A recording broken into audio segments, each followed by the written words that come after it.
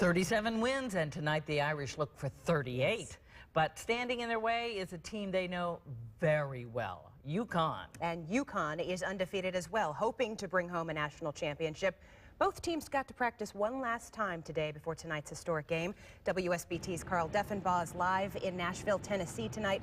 Carl, two undefeated teams never played in the national championship game before. No, we're making history tonight. Men's or women's, this will be the first time with two undefeated teams. It's actually interesting. Each team's last loss came to the other last season. Notre Dame beat UConn in the Big East tournament, and then the Huskies got their revenge in the Final Four last year. This season, they're a combined 76-0, and one team, whoever comes out on top tonight, will become just the 8th team all time to go through a season undefeated and win a title. UConn's actually done it 4 times before. These two teams know each other so well from those Big East days. They're used to playing 4 times a year, as opposed to this year when they're just meeting now for the first time in a winner-take-all situation. Notre Dame has had plenty of success against the Huskies. They've won 7 of the last 9 games, and Muffet McGraw actually has more wins than any other head coach against Gino Auriemma in the NCAA tournament. She's 3-1 versus him all time.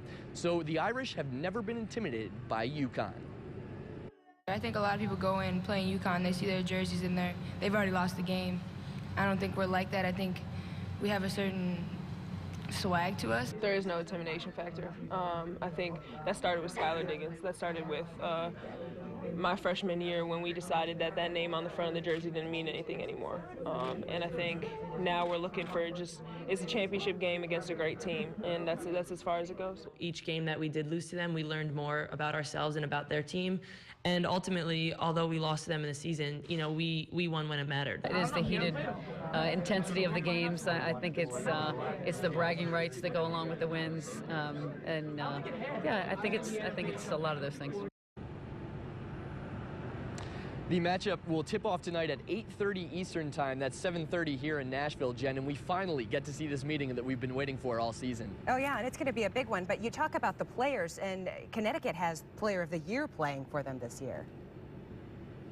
Yes, there is plenty of talent on both sides. Brianna Stewart of UConn was the National Player of the Year. She's one of the most unguardable players in college basketball. People sort of say that she's the Kevin Durant of the women's game. She's 6'4", able to play inside and outside just as well, and she will be a matchup nightmare for the Irish tonight. Yeah, and that's tough with Achanwa out, but hopefully they'll be able to do it. If Notre Dame wins tonight, this will be huge for Muffet McGraw's career.